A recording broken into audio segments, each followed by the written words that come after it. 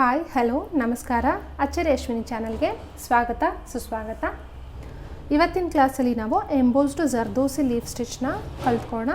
ಅದಕ್ಕೂ ಮುಂಚೆ ನೀವಿನ್ನೂ ನಮ್ಮ ಚಾನಲ್ಗೆ ಸಬ್ಸ್ಕ್ರೈಬ್ ಮಾಡಿಲ್ಲ ಅಂದರೆ ಸಬ್ಸ್ಕ್ರೈಬ್ ಮಾಡಿ, ಹಾಗೆ ಈ ವಿಡಿಯೋ ಇಷ್ಟ ಆದರೆ ಫ್ರೆಂಡ್ಸ್ ಆ್ಯಂಡ್ ಫ್ಯಾಮಿಲಿ ಜೊತೆ ಶೇರ್ ಮಾಡಿ. ನಾವು ಲಾಸ್ಟ್ ಕ್ಲಾಸಲ್ಲಿ ಫ್ಲ್ಯಾಟ್ ಲೀಫ್ ಸ್ಟಿಚ್ನ ಕಲ್ತ್ಕೊಂಡಿದ್ವಿ. ಇವತ್ತು ನಾವು ಎಂಬೋಸ್ಡ್ ಜರ್ದೋಸಿ ಲೀಫ್ ಸ್ಟಿಚ್ನ ಕಲ್ತ್ಕೊಳ್ಳೋಣ. ನಾನಿಲ್ಲಿ ಆಲ್ರೆಡಿ ಲೀಫ್ನ ಡ್ರಾ ಮಾಡಿ ಅದಕ್ಕೆ ಫುಲ್ಲು ಜರ್ದೋಸಿನಲ್ಲಿ ಔಟ್ಲೈನ್ ಕೊಟ್ಟಿದ್ದೀನಿ. ಇವಾಗ ನಾವು ಎಂಬೋಸ್ಡ್ ಆಗಿ ಕಾಣಿಸ್ಬೇಕು ಅಂದರೆ ಒಂದು ಎಲೆ ಅಥವಾ ಮ್ಯಾಂಗೋ ಅಥವಾ ಬೇರೆ ಏನೇ ಡಿಸೈನ್ಸ್ ಆದರೂ ಅದನ್ನು ಒಂದು ಸ್ವಲ್ಪ ಎಂಬೋಸ್ಡ್ ಆಗಿ ನಾವು ತೋರಿಸ್ಬೇಕು ಅಂದರೆ ಅದಕ್ಕೆ ಒಳಗಡೆ ನಾವು ಫಸ್ಟು ಒಂದು ಫಿಲ್ಲಿಂಗ್ ಥರ ಕೊಡಬೇಕಾಗತ್ತೆ. ಅದಕ್ಕೆ ನಾನು ಇವಾಗ ಇಲ್ಲಿ ನಕ್ಷಿ ತೊಗೊಂಡಿದ್ದೀನಿ. ನಾವು ಲೀಫ್ ಸ್ಟಿಚ್ ಹಾಕೋಕ್ಕೂ ಮುಂಚೆ ನಾವು ಇಲ್ಲಿ ಏನು ಮಾಡಬೇಕು, ಇಲ್ಲಿ ಒಳಗಡೆಗೆ ಫಿಲ್ಲಿಂಗ್ ಥರ ಕೊಡಬೇಕು. ಈ ರೀತಿ ಆ ಕಡೆಗೆ ಈ ಕಡೆಗೆ ನಾವು ಫಿಲ್ಲಿಂಗ್ ಕೊಟ್ಟಾಗ ನಮಗೆ ಎಂಬೋಸ್ಡಾಗಿ ಬರುತ್ತೆ. ಇವಾಗ ನಾನು ಏನಿಲ್ಲಿ ಯು ಶೇಪ್ ಬರ್ತಿದ್ದೀನೋ ಅದ್ರ ಮೇಲೆ ನಾವು ಜರ್ದೋಸಿನ ಸ್ಟಿಚ್ ಮಾಡ್ತಾ ಹೋಗಬೇಕು. ಇದಕ್ಕೆ ಕಾಟನ್ ಸೀವಿಂಗ್ ಥ್ರೆಡ್ಡೇ ತೊಗೊಂಡಿದ್ದೀನಿ ನಾನು, ಸಿಂಗಲ್ ಸ್ಟ್ಯಾಂಡು. ನಿಮಗೆ ಇವಾಗ ಜರ್ದೋಸಿ ಸ್ಟಿಚ್ ಮಾಡೋದಕ್ಕೆ ಬರುತ್ತೆ ಅಲ್ವಾ, ಸೊ ಅದೇ ಮೆಥಡ್, ಅದೇ ಜರ್ದೋಸಿ ಸ್ಟಿಚಿಂಗ್ ಮೆಥಡ್ ಯೂಸ್ ಮಾಡಿ ಇಲ್ಲಿ ಜರ್ದೋಸಿನ ನೀವು ಸ್ಟಿಚ್ ಮಾಡ್ಬೋದು.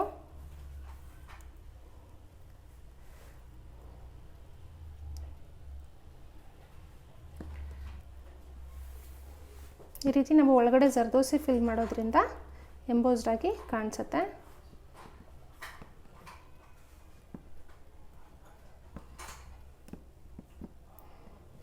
ಯಾವಾಗಲೂ ಫಿಲ್ಲಿಂಗಿಗೆ ನೀವು ತಿಕ್ ಜರ್ದೋಸಿನ ಯೂಸ್ ಮಾಡಿ, ಅಂದರೆ ಕೋರಾ ಅಥವಾ ನಕ್ಷಿ ಯೂಸ್ ಮಾಡಿ, ಆವಾಗ ಎಂಬೋಸ್ಡ್ ಲುಕ್ಕು ಚೆನ್ನಾಗಿರುತ್ತೆ.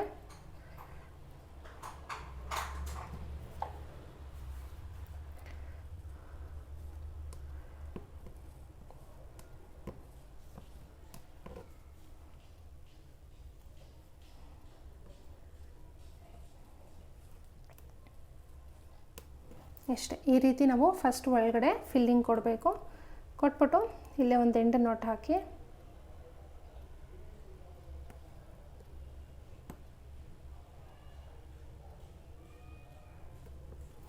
ಈ ರೀತಿ ನಾಟ್ ಹಾಕಿದ್ಮೇಲೆ ನಾವು ಇವಾಗ ಲೀಫ್ನ ಫಿಲ್ ಮಾಡಬೇಕು. ನಾವು ಲಾಸ್ಟ್ ಕ್ಲಾಸಲ್ಲಿ ಕಲ್ತಿದ್ವಲ್ವ, ಹಾಫ್ ಲೀಫ್ ಸ್ಟಿಚ್ಚು ಅಂದರೆ ಒಂದು ಸೈಡ್ ಕಂಪ್ಲೀಟ್ ಮಾಡಿ ಆಮೇಲೆ ಇನ್ನೊಂದು ಸೈಡ್ ಕಂಪ್ಲೀಟ್ ಮಾಡೋದು, ಅದೇ ಮೆಥಡೇ ಇದರಲ್ಲಿ ನಾವು ಒಳಗಡೆ ಫಿಲ್ಲಿಂಗ್ ಮಾಡಿ ಮಾಡ್ತಾ ಇದ್ದೀವಿ ಅಷ್ಟೇ. ಫಸ್ಟು ಒಂದು ಲಾಂಗ್ ಆ್ಯಂಡ್ ಲಾಕ್ ಸ್ಟಿಚ್ ಹಾಕ್ಬಿಟ್ಟು ಆಮೇಲೆ ನಾವು ಜರ್ದೋಸಿನ ಈ ಥರ ಇನ್ಸರ್ಟ್ ಮಾಡಬೇಕು. ಅದಾದಮೇಲೆ ಮತ್ತೆ ಇನ್ನೊಂದು ಸೈಡು ಲಾಂಗ್ ಮತ್ತು ಲಾಕ್.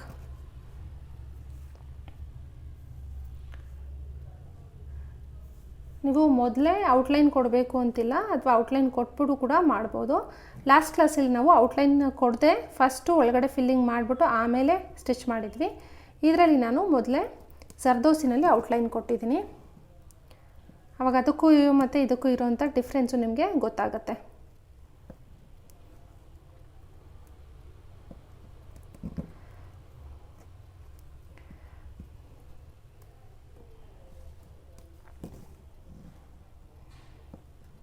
ಲಾಂಗ್ ಮತ್ತು ಲಾಕ್.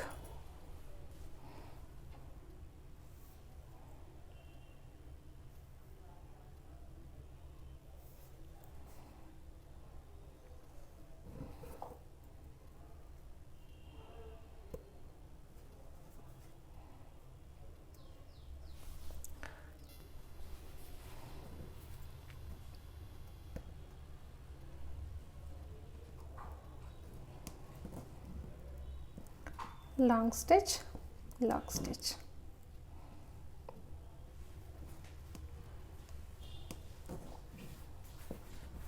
Long, lock.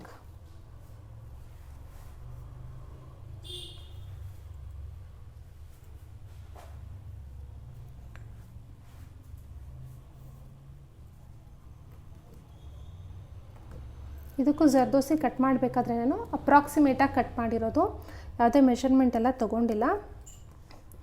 ಈ ರೀತಿ ಕಟ್ ಮಾಡಿದಾಗ ಅಂದರೆ ಕೆಲವೊಂದು ಸಲ ಮ್ಯಾಚ್ ಆಗಲ್ಲ, ನಾವು ಡಿಸೈನ್ ಸ್ವಲ್ಪ ದೊಡ್ಡದಾಗಿ ಹಾಕಿರ್ತೀವಿ, ಜರ್ದೋಸಿ ಚಿಕ್ಕದಾಗತ್ತೆ.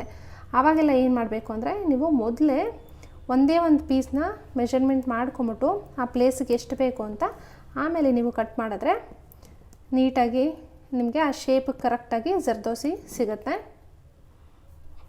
ಜೊತೆಗೆ ಎಕ್ಸ್ಪ್ಯಾಂಡ್ ನೀಟಾಗಿ ಮಾಡಿರಬೇಕು. ಎಕ್ಸ್ಪ್ಯಾಂಡ್ ಮಾಡಿದರೆ ದೊಡ್ಡದಾಗಿದ್ರೂ ಅದನ್ನು ನಾವು ಚಿಕ್ಕದು ಮಾಡ್ಕೊಬೋದು, ಅಥವಾ ಚಿಕ್ಕದಾಗಿ ಕಟ್ ಮಾಡಿದರೆ ಅದನ್ನು ಸ್ವಲ್ಪ ಆಮೇಲೆ ಎಕ್ಸ್ಪ್ಯಾಂಡ್ ಮಾಡ್ಕೊಬೋದು. ಗೊತ್ತಾಗ್ತಿದೆಲ್ಲ? ನಾನು ಒಂದು ಸೈಡ್ ಮಾತ್ರ ಫಿಲ್ ಮಾಡ್ಕೊಂಡು ಬರ್ತಾ ಇದ್ದೀನಿ.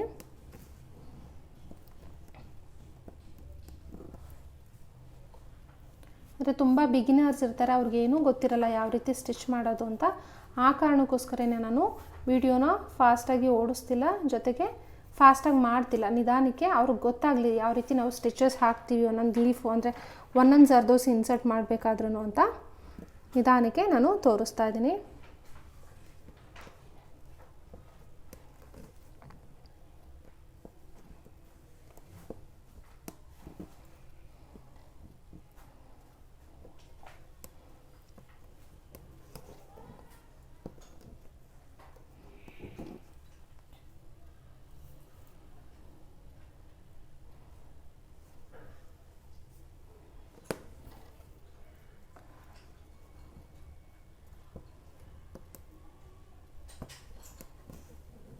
ಸೊ ಇವಾಗ ಇಲ್ಲಿ ಲಾಸ್ಟ್ ಬಂದೆ, ಸ್ವಲ್ಪ ಗ್ಯಾಪ್ ಇರೋದ್ರಿಂದ ಇಲ್ಲಿ ನಾನು ಚಿಕ್ಕ ಜರ್ದೋಸಿನ ಹಾಕ್ತಾ ಇದ್ದೀನಿ.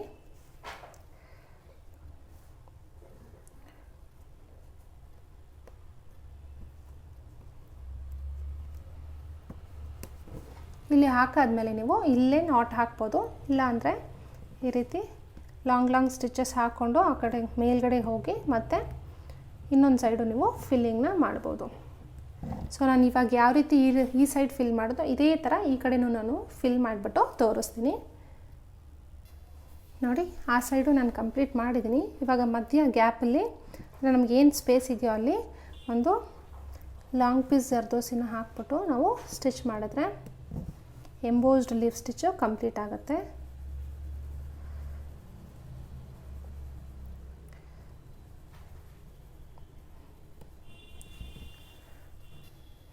ನೋಡಿ ಎಂಬೋಸ್ಡ್ ಲೀಫ್ ಸ್ಟಿಚ್ಚು ಎಷ್ಟು ನೀಟಾಗಿ ಕಂಪ್ಲೀಟ್ ಆಗಿದೆ. ಇದಕ್ಕೂ ಮತ್ತು ಇದಕ್ಕೂ ಇರೋ ಡಿಫ್ರೆನ್ಸ್ ನೋಡಿ, ಇದು ಫ್ಲ್ಯಾಟ್ ಆಗಿದೆ ನಮಗೆ, ಇದು ಬಂದು ನಮಗೆ ಎಂಬೋಸ್ಡ್ ಆಗಿರುತ್ತೆ. ಇದನ್ನು ನೀವು ಯಾವ ಥರ ಲೀಫಲ್ಲಿ ಕೂಡ ಯೂಸ್ ಮಾಡ್ಬೋದು.